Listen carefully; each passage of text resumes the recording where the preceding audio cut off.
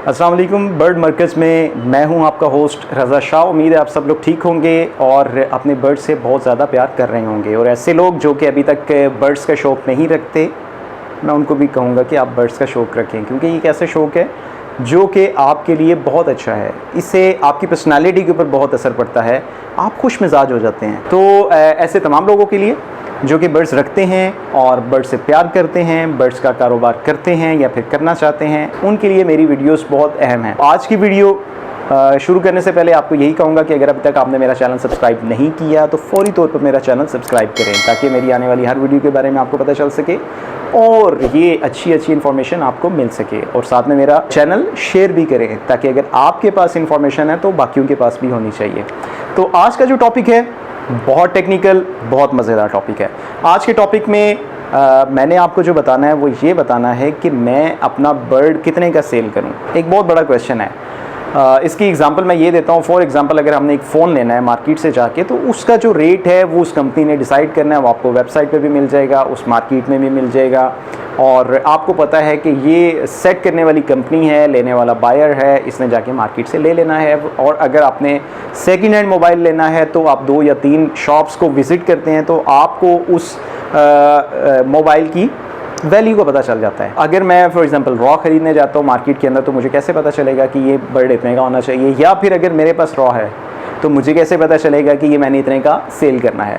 तो ये बहुत से क्वेश्चंस हैं, इसको हम लोग आंसर करेंगे आज की एपिसोड में। चलो देखते हैं आज की एपिसोड। सबसे पहले मैं आपको एक चीज़ समझाऊंगा कि बर्ड का जो काम है वो होता है शौक़ का काम।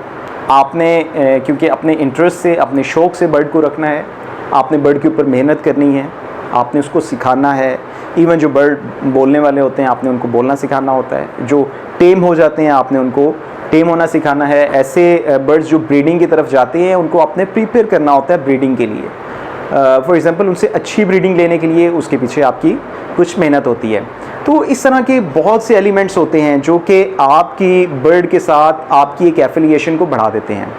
अब अगर हम लोग देखते हैं कि मार्केट में जब हम लोग कोई बर्ड लेने जाते हैं, फॉर एग्जांपल हम लोग बजीज़ की बात कर लेते हैं, जिसको ऑस्ट्रेलियन पैरेट्स भी कहते हैं।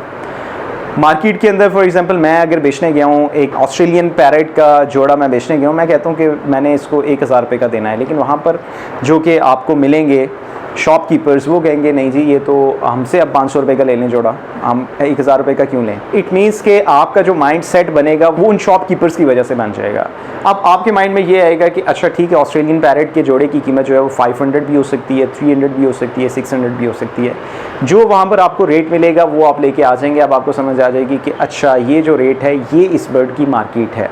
नहीं, ऐसे नहीं होता। मैं ज़्यादातर बात ये करता हूँ, जितने भी इस काम के अंदर शौकीन हैं, मैं उन सबसे ये बात करता हूँ कि जो आपने बर्ड पाला है उसकी खसूसियात का आपको पता है, आपको उसकी लाइफ का पता है, आपको ये भी पता है कि आपने इसको कैसे पाला है। उसके पेरेंट्स का भी पता होता है कि ये इसके पेरेंट्स है, ये उसका बच्चा निकला था, इसको मैंने ऐसे पालना शुरू किया था, इसको मैंने ये खिलाया, ये सब कुछ किया उसके साथ। तो एक पूरी हिस्ट्री आपके सामने है।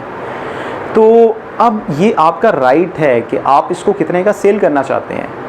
अब जब आप उसकी सेल के लिए उसकी प्राइस लगा देते हैं, तो ये कस्टमर के ऊपर है कि कस्टमर जब आएगा वो आपसे लेना चाहेगा तो वो आपसे लेगा, अगर वो सेटिस्फाई हो जाता है आपकी इस प्राइस के ऊपर।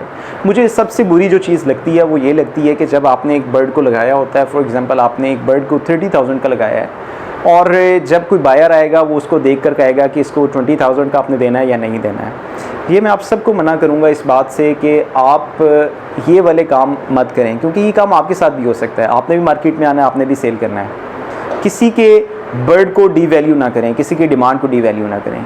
अगर उसने आपसे डिमांड की है तो उसने किसी वजह से की है। अगर आपने नहीं लेना है तो आप सिंपली कह दें कि नहीं भाई मैंने नहीं लेना है, मैं इंटरेस्टेड नहीं हूँ, या मेरे लिए महंगा है। तो ऐसे कभी ना करें कि अगर उसने एक वैल्यू आपको लगा के दी है तो आप उसकी हाफ वैल्यू लगा रहे हो, या फिर उसमें से कम 8 से 10 हज़ार रुपये नीचे गिरा रहे हो आप। ऐसा करना छोड़ दें, क्योंकि आप भी शौकीन हैं, जो बेच रहा है वो भी शौकीन है।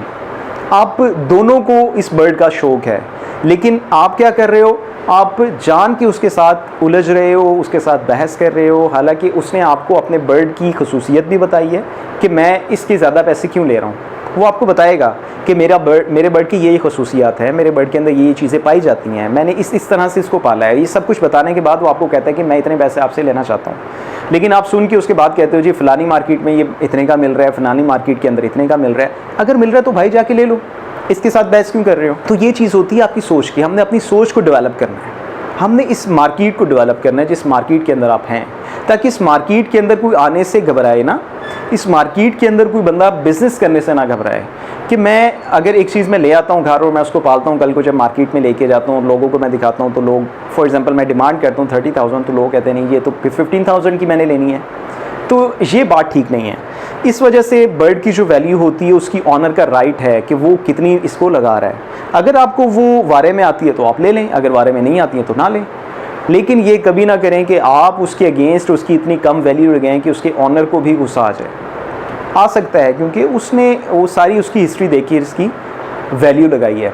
तो ये वो चीज़ थी जो कि मैंने मार्केट के अंदर फील की थी। मैंने कहा आपसे मैं डिस्कस करूं ताकि देखने वाले जो होंगे अगर उनको मेरी बात पसंद आ रही है तो काइंडली आपने मेरी बात के ऊपर अमल करना है।